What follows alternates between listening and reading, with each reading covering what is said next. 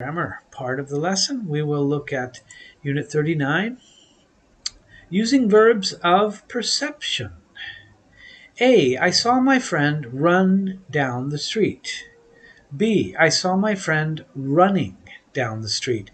Certain verbs of perception are followed by either the simple form, the run, or the ing form, running, of a verb. There is often little difference in the meaning between the two forms, except that the ing form usually gives the idea of while. I saw my friend while she was running down the street. She or he. C. I heard the rain fall on the roof. D. I heard the rain falling on the roof. Okay, I heard the rain while it was falling on the roof. So you have the idea of while. E. When I walked into the apartment, I heard my roommate singing in the shower. Sometimes, not always, there's a clear difference between the simple form or the ing form.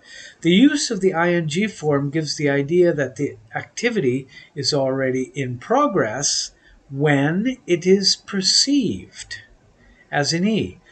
When I walked into the room, I heard my roommate while he was singing. So you have the idea that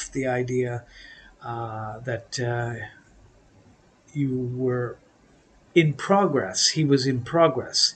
Instead, F, I heard a famous opera star sing at the concert last night. This has the idea of singing from the beginning to the end. It was not in progress when I first heard it. I heard a famous opera star sing. In other words, she started and then she ended. I heard the whole thing. Okay, the simple form of the verb is the verb without to. It's incorrect to say, I saw my friend to run down the street. The ing refers to the present participle. Let's look at verbs of perception followed by the simple form or the ing form. These verbs are see, look at, hear, smell, notice, watch, observe, listen to, and feel. Okay, the five senses: seeing or looking at or noticing or watching or observing, hearing, smelling. You wouldn't have taste here, but you have feel. So and neither or neither. You can use these words in short responses if you agree with someone. If you hear a negative sentence, you can agree by using neither or neither. If you hear a positive sentence, you can agree by using so. Remember that the verb in your response needs to agree with the verb in the sentence you hear, and you must invert the verb in the subject like a question form. I'm tired. I am tired, so am I. So we invert I am, so am I. I have to be up tomorrow at the crack of dawn, so do I. Okay, have. You have to use the auxiliary, so the auxiliary is do. That becomes inverted with the subject, so do I. I'm not tired. This is negative. Neither am I. Neither am I. I've never been to the Caribbean. Neither have I. Neither have I. I have never been. Have is the auxiliary, so we invert I have, and we have something like a question tag, but it's being used to agree with someone. Noun clauses beginning with that. Okay, let's look at a statement. He is a good actor. The noun clause, I think that he is a good actor. We can also omit that. I think he is a good actor. The world is round. We know the world is round, or we know that the world is round. In A, that he is a good actor is a noun clause. It is used as the object of the verb think. It's also called a relative clause. The word that, which introduces a noun clause, has no meaning in itself. It simply marks the beginning of the clause. Frequently it is omitted, as in be, especially in speaking. If used in speaking, it is unstressed. I think that he's an actor. You never would say, I think that he is a good actor. It's not stressed. Statement. She doesn't understand spoken English. The noun clause, that she doesn't understand spoken English, is obvious. E. It is obvious that she doesn't understand spoken English. The world is round. F. That the world is round is a fact. G. It is a fact that the world is round. Okay, so in D, the noun clause, that she doesn't understand spoken English, is the subject of a sentence. The word that is not admitted when it introduces a noun clause used as the subject of a sentence, as in D and F. That the world is round is a fact. We cannot say the world is round is a fact. That must introduce the subject. More commonly, the word it functions as the subject, and the noun clause is placed at the end of the sentence, as in E and G. It is obvious that she doesn't understand spoken English. It's a fact that the world is round. Those are more common. Let's look at cleft sentences. Cleft sentences are used to connect what is already understood to what is new to the listener. In a cleft sentence, a single message is divided, that means cleft, into two clauses. This allows us to focus on the new information.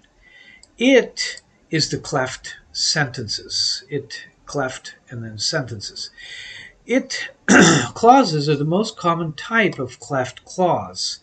The information that comes after it is emphasized for the listener. The clause that follows the it clause is connected using that, and it contains information that is already understood. We often omit that in informal situations we often omit that in sorry, this is I think. Yeah. In informal sentences when it is the object of the verb. So so Tom was raging angry yesterday, was he? B, no, it was Bob that was raging angry.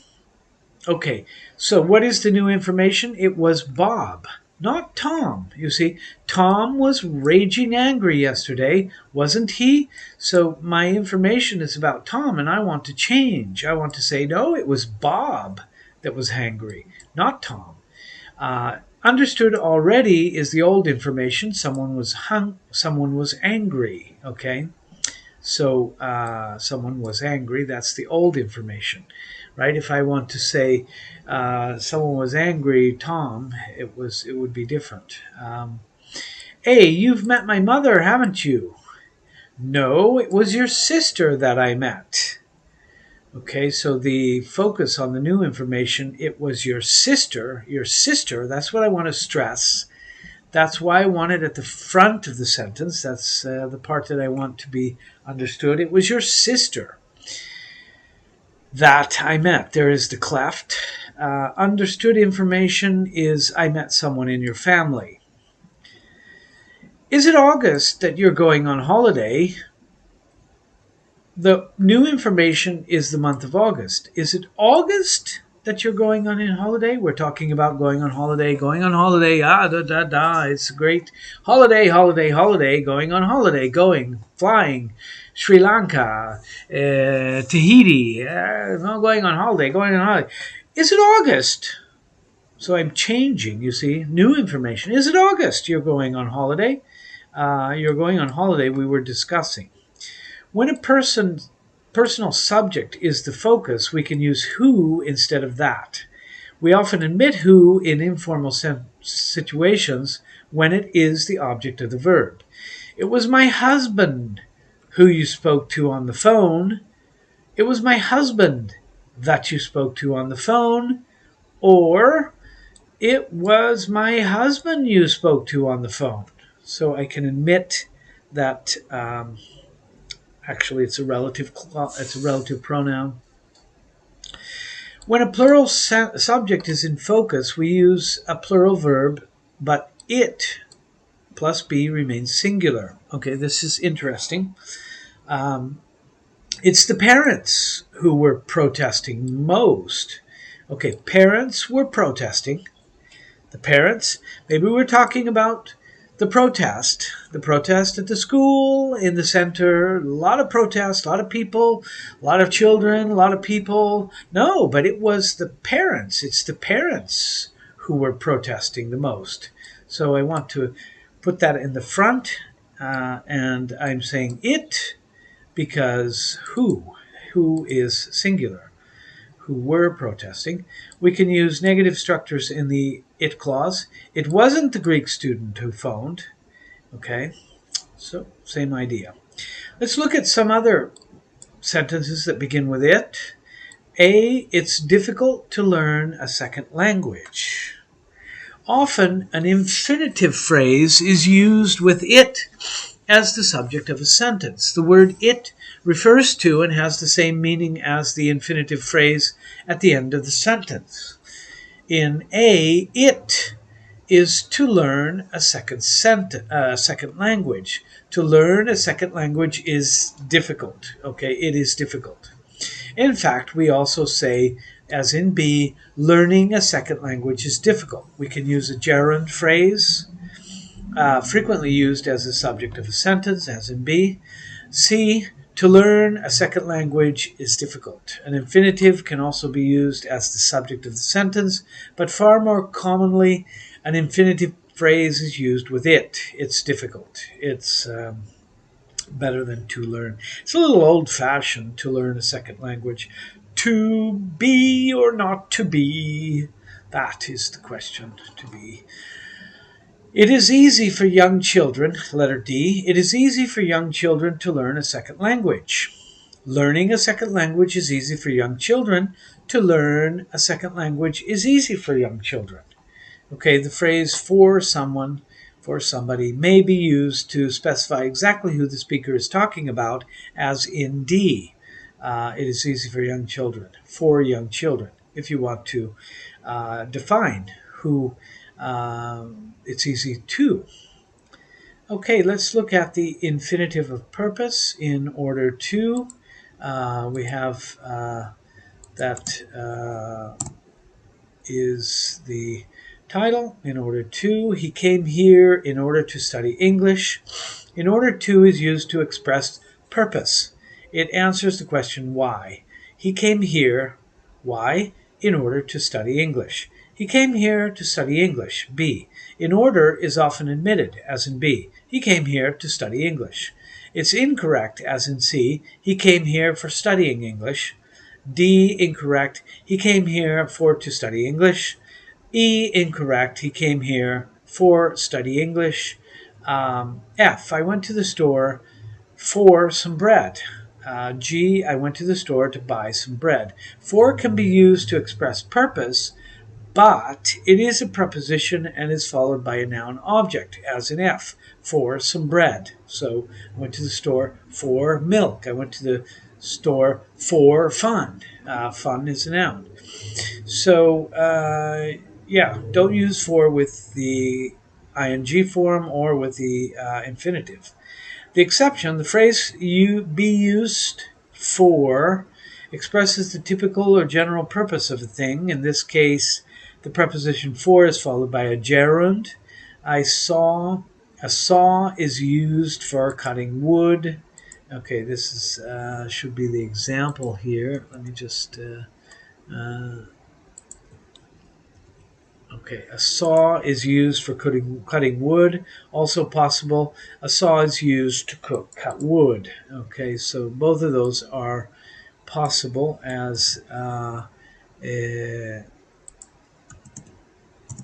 okay. However, to talk about a particular thing in a particular situation, be used plus an infinitive is used. A chainsaw is used. Sorry, let's just look at this again. Chainsaw is used to cut down the old tree, not for cutting. Okay, so a chainsaw was used to cut, not for cutting down the old oak tree. All right. So you have an exception there. English is full of exceptions. We see exceptions all the time. Anyway,